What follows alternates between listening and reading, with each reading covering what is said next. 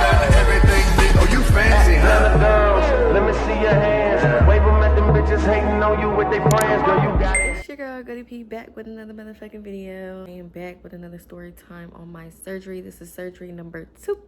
It didn't hurt as bad as I thought it would, but I did go through some trials and tribulations just like the first surgery. So I have a couple of stories with this surgery.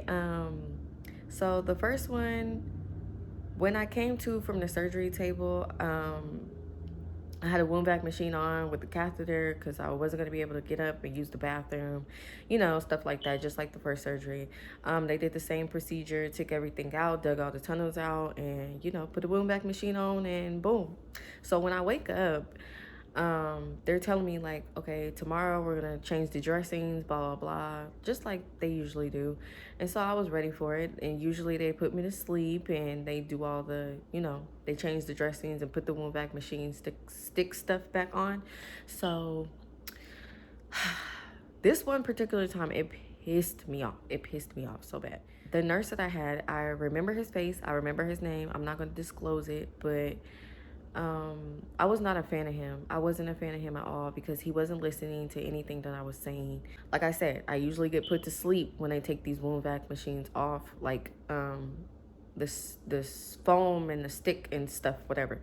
So he's like, okay, well, the surgeon said we're gonna go ahead and change your dressing, blah blah blah, woo woo.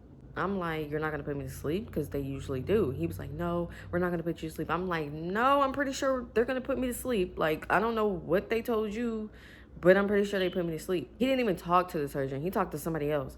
So he proceeds to tear or pull off the stick stuff that's stuck on my growing area.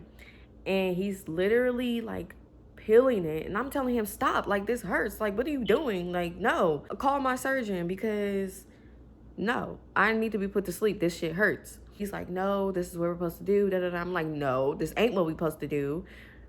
I'm gonna need you to talk to somebody else or get somebody else in here so I can talk to them. And he just proceeded to try to, you know, tear it. Man, I really could have sued. Like, dude, you're not listening to anything I'm saying. I know what I'm doing. I know the procedures that they do. I've been here multiple times. I know exactly what's going on. You feel me? Leaves the room to go find somebody or go talk to somebody or whatever. And I'm looking at my wound and I'm like, he's literally ripping my skin. My skin. Okay? It's raw skin. It's like to the pink meat. Okay? And I just knew it didn't feel right. It didn't feel right at all because I went through this the first surgery. Let me rewind back real quick. I went through the first surgery, which I didn't tell in my story because I really forgot. The first surgery was really all a blur, but everything's starting to come back to memory as I'm telling these stories. But the first surgery, they did the same thing with my armpit, and I told them that stuff hurts. They were like, no, we're gonna numb it, it's gonna be okay, yada yada yada. And I'm just like, no. So that's when they realized they had to start putting me to sleep. But anyway, so my nurse comes back in. And he's like, yeah, I talked to the surgeon, and yeah, he said we're gonna have to put you to sleep. I'm like, duh, I told you that. Like, what's going on through your head? Like he was not listening to nothing I was saying. So anyways, put me to sleep, and they changed the dressings. And they do this every 3 days because they can't leave the same foam stuff on or it's gonna get infected. So that's why they change it every 3 days. So I'm getting put to sleep every 3 days on anesthesia.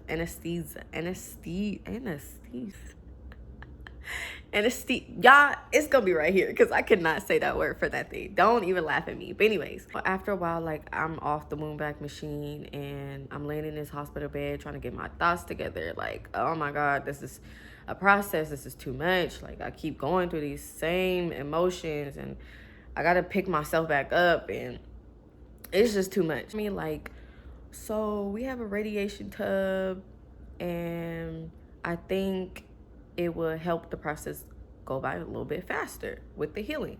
And they asked me if I wanted to do it. I said, yes, I will. If anything that makes it go faster, you know? This was the best tub I've ever laid in. I kid you not. This is the best tub. It was so big. It was really, really big. At this point, my lower area is like purplish, yellowish type of color, and it looks like it's, I'm just gonna show you a picture right here. This is exactly what it looks like. So the yellow pieces on there are the fake skin, which is it helps form the actual real skin, and the raw pieces are like, you know, my raw skin basically, but it all forms together. And of course, if you guys don't know, that I had 400 stitches on my lower area. They were clear stitches that were going to fall off, but also the fake tissue skin also falls off too, so the real tissue can form, if that makes sense.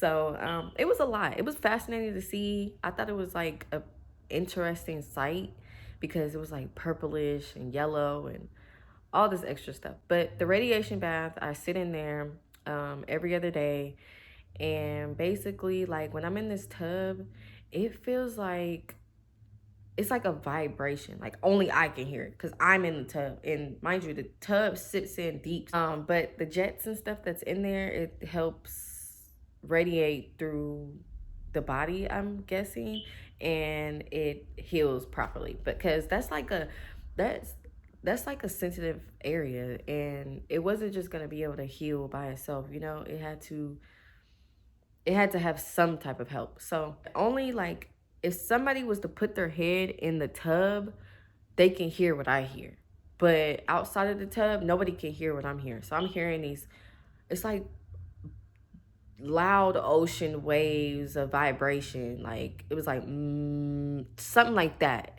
and it was like relaxing. It was peaceful. I even got them to play like music so I can listen to it and I'm not in the tub like bored. But I was in there for maybe, like, I want to say 30 to 35 minutes or so. But as the radiation went on, I could see like the difference of the healing process, and it was coming along really, really nicely. But also, I had like this bed. It was so comfortable, like the best bed that I could ever fucking lay in as well. Like, I was the only person on the floor that had this bed. It was like it felt like a cloud. Like, it was just so foamy. Like, it even vibrated, and it moved like this. It literally moved like this. It moved with my body. Like, it felt so good. So it's like a remote, and if you stop it, the bed just hardens. It hardens all the way up. It just gets hard. Second story of this surgery, okay? This is the most traumatic thing I've ever dealt with, and I love you guys. So I'm going to share this story with you guys, because now that I think about it, it's so funny. It's so funny. But at the time, I was in pain, okay?